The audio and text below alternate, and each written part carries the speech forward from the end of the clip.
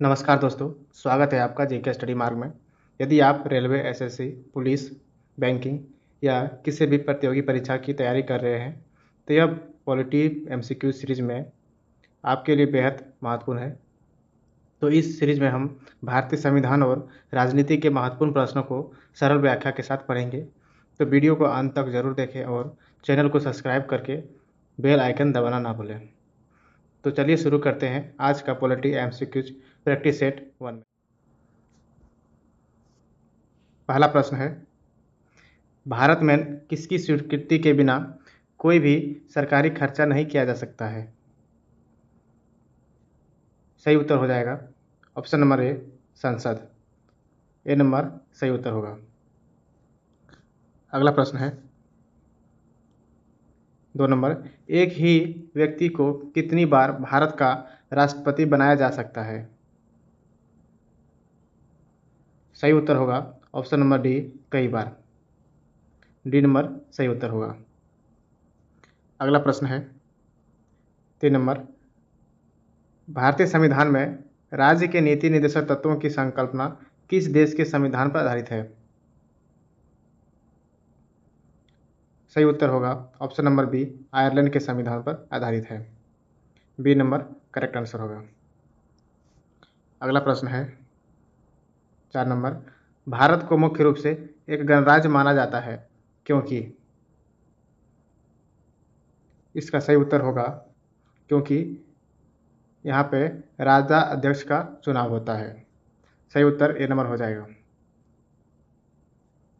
अगला प्रश्न है 5 नंबर, संविधान सभा के सदस्यों को निम्न में से किसके प्रत्यक्ष रूप से निर्वाचित किया जाता है? सही उत्तर होगा ऑप्शन नंबर ए, प्रांतों की विधानसभा। ए नंबर सही उत्तर होगा। अगला प्रश्न है 6 नंबर, भारत के प्रधानमंत्री का पद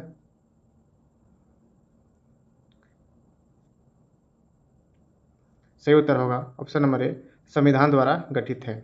ए नंबर सही उत्तर होगा। अगला प्रश्न है 7 नंबर, भारतीय संविधान के किस अनुच्छेद में लोकसभा के गठन के संबंध में प्रावधान किया गया है? सही उत्तर होगा ऑप्शन नंबर सी, उपरोक्त दोनों अनुच्छेद 81 और अनुच्छेद 331 में लोकसभा के गठन के संबंध में प्रावधान किया गया है। अगला प्रश्न है सी नंबर करेक्ट आंसर होगा। अगला प्रश्न होगा, कितने समय बाद राज्यसभा विघटित हो जाती है? सही उत्तर होगा ऑप्शन नंबर डी, राज्यसभा कभी नहीं विघटित होता है। डी नंबर सही उत्तर होगा। अगला प्रश्न होगा, राष्ट्रपति पद्धति में समस्त कार्यपालिका की शक्तियां किसमें निहित होती है? सही उत्तर होगा ऑप्शन नंबर ए, राष्ट्रपति में। ए नंबर सही उत्तर हो जाएगा। अगला प्रश्न है, भारतीय संविधान के किस भाग में ग्राम पंचायतों की स्थापना की बात कही गई है? सही उत्तर हो जाएगा ऑप्शन नंबर बी, भाग 4 में ग्राम पंचायतों की स्थापना की बात की गई है।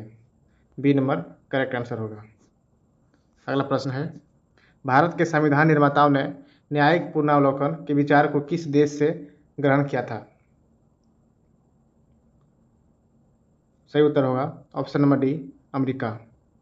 अमेरिका से न्यायिक पुनरावलोकन के विचार को ग्रहण किया गया था। अगला प्रश्न होगा 12 नंबर, भारत एक गणतंत्र है, इसका क्या अर्थ है? इसका सही उत्तर होगा ऑप्शन नंबर सी, भारत में वंशानुगत शासक नहीं है। यानी सी नंबर सही उत्तर होगा। भारत में वंशानुगत शासक नहीं है, यही एक भारत एक गणतंत्र देश है।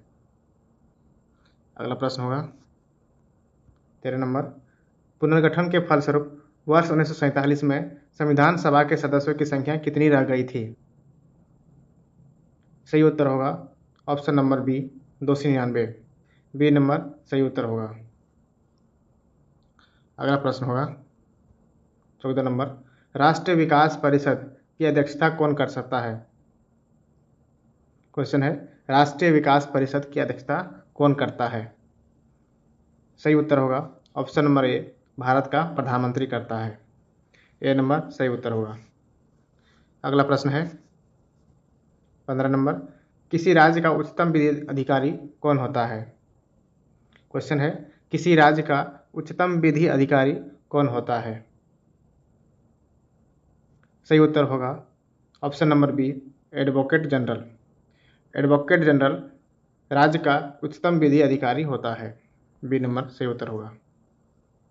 अगला प्रश्न है 16 नंबर, भारत में लोकसभा किसका प्रतिनिधित्व करता है? क्वेश्चन है, भारत में लोकसभा किसका प्रतिनिधित्व करती है? सही उत्तर होगा ऑप्शन नंबर सी, भारतीय जनता का। सी नंबर सही उत्तर होगा। अगला प्रश्न है 17 नंबर, उपराष्ट्रपति के संबंध में निम्न में से कौन सा कथन सत्य है? पहला है, वह संसद का भाग होता है, असत्य है। बी नंबर में दिया गया है, वह संसद के किसी सदस्य का सदस्य होता है, यह भी गलत है। वह राज्यसभा का सदस्य होता है, यह भी गलत है। सही उत्तर होगा, वह संसद का सदस्य नहीं होता है। ये उपराष्ट्रपति के संबंध में कथन सत्य है, इसलिए इसका आंसर होगा डी नंबर। अगला प्रश्न है, भारत में कार्यपालिका का अध्यक्ष कौन होता है?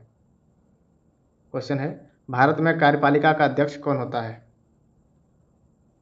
सही उत्तर होगा ऑप्शन नंबर ए, राष्ट्रपति।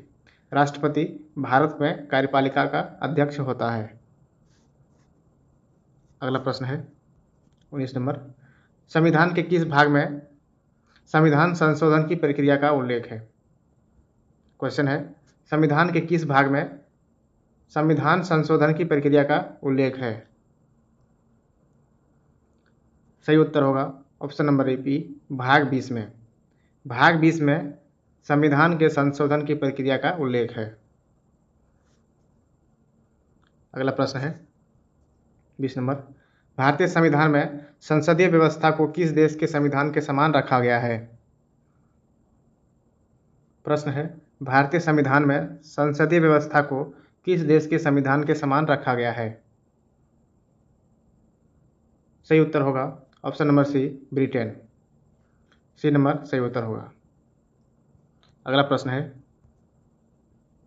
भारतीय संविधान की प्रस्तावना में भारत को किस रूप में घोषित किया गया है? प्रश्न है, भारतीय संविधान की प्रस्तावना में भारत को किस रूप में घोषित किया गया है?